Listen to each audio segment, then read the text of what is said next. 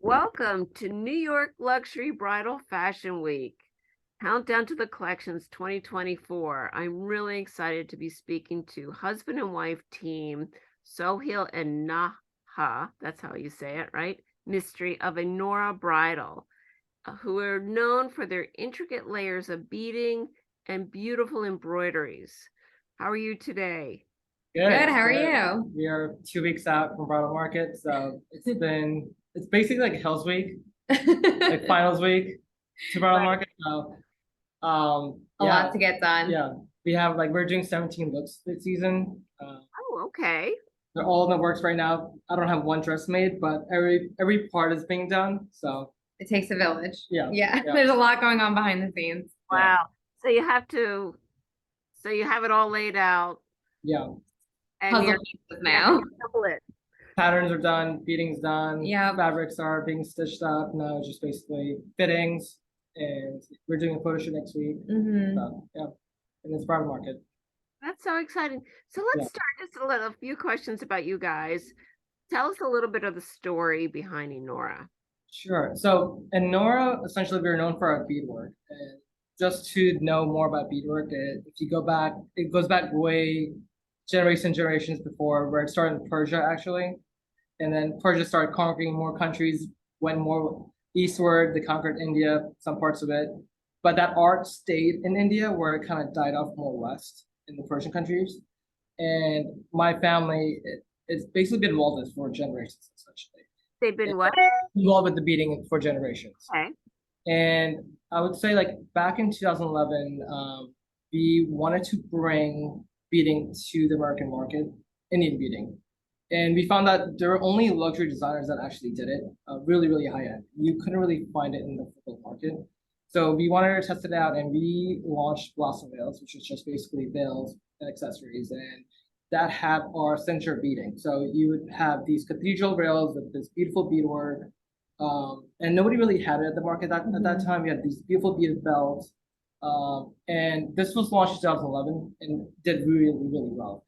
And that's when we realized we're like, let's get into garments, essentially. I went back to school to FIT, learned pattern making, how to actually construct a gown.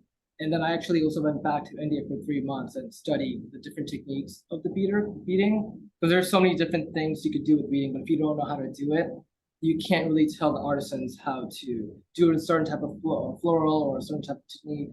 So going back to India, learning.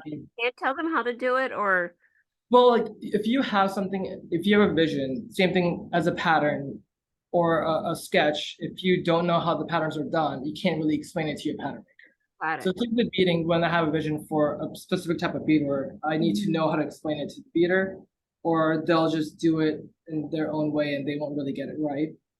So in the end, I just had to know how exactly each bead is basically stitched. Like crocheting, like every knot is different. So every finish is different. So it's always interesting to see. it's their own style of doing things, so you have to teach your Right. doing things. Yeah. That's hard.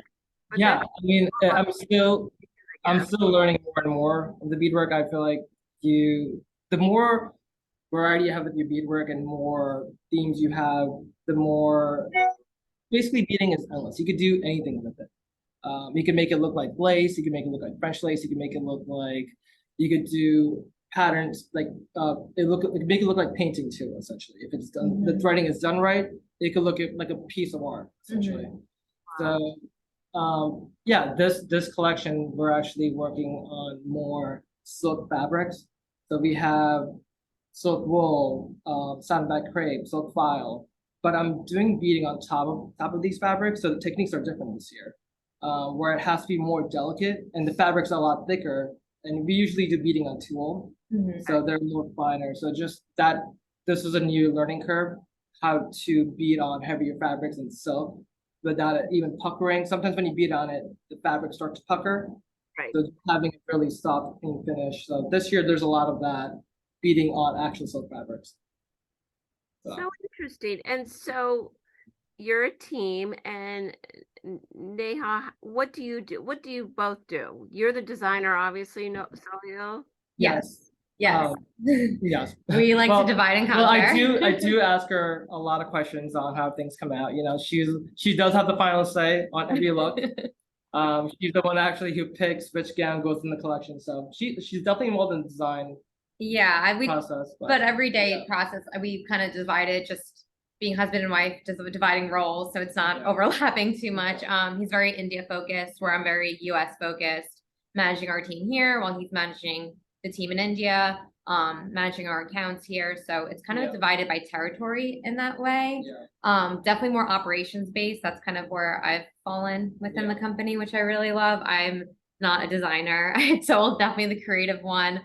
I'm like the most creative I can get is like in an Excel sheet. That's my kind of creativity. Give me a formula to work with. Both, I mean, I think the best, successful people, you have to have, I think, the balance of both a designer and somebody who can manage the business is how I see how it's always worked out. When you do it all yourself, I think you're your own worst enemy. It's impossible. You definitely need a really good partner, a strong partner that will help balance you Say, out. no, you can't do that, or yes, I'd love to sell that, or things like that. We actually met at Kleinfeld's, so Yes. this was like back in 2011. My love for bridal came before our Um, wedding. I've always, This is Kleinfeld? yeah, we met in a buying meeting so actually. this is when there was only Blossom Mills, there was no ENAURA. Yeah. And I came to Kleinfeld's for a buying meeting, and that's where we actually met, and their whole team actually set us up. They Shout were- out to Kleinfeld's. they would call me at work. They'll be like, I have a question on a PO. By the way, Neha just broke up with her boyfriend. You should take her out on a date. And this just happened over and over. And then finally I added her on Facebook. And then she actually messaged me for the first time, and that's how it all started. I love that story. That's adorable. Oh my Yeah. God. I like was watching College Test the Dress. I always loved the show, and I was like, right after college, that's where I want to be in New York. So that's kind of where we met, and then from there went to the Knot and did some wedding planning and data analytics for them. So it was always just loved bridal, and then when we got married, it was time to come on full time. That's a great story. You're real industry people. That's a industry love story. I love it. Great. So do you have a theme for this upcoming 2020 collection? Because I would say, because I'm working with a lot of silk fabrics, a lot of satins, it's more about like very old Hollywood. I'm also bringing a lot of old construction back. So this year there are a lot of there's a lot of taffeta bustiers in the bodices. But yeah, Corsetry. a lot of construction. Yeah, there's a lot of construction inside the gowns. Like previously, we would do a lot of sheer illusion, minimal construction, just because you had to use minimal construction to keep that sheer look. But this year, yeah, it has a lot of build up, a lot of construction, and just tying it back to old Hollywood. In a way, a lot of fabrics are they're very flowing, like satin back creates such a very flowy rich fabric. silk looking fabrics. Yeah, there's a few in front of me. That's why I keep looking here. There are mannequins in front of us. Definitely a lot of pearls this year too. Yes. But yeah, I would say our main Are the themes pearls bigger or are they small? they're White Ranger pearls. There's a gown right here. They go from tiny pearls to bigger pearls, back and forth, and the whole gown is just dripping in pearls. Yeah, but I think I'm most excited about the fabrics. Yeah. Because because we're so used to doing tulle. We're coming out of our 10-year anniversary, so we're just kind of doing a refresh, a rebirth of the collection and of the brand. So I'm really excited that I think only a handful of gowns are in tulle this year. A lot of silk wools, satin back crepes. There's one gown that I'm doing that's fully pleated, and it's fully pleated by hand. And it's without any seams either. And just doing it has 32 panels of pleating, and just one panel takes about 4 hours. Gosh. So it's a lot of new things that I'm learning too this year, especially with the new And are you changing, I mean, not that we need to all talk, are you changing your pricing a little bit because of the fabrics and? Yeah, It's more always like the labor, really, the hand beadwork and fabrics, but when we first started, we were definitely more on the affordable price market. And again, our beading overall every year has been more expensive.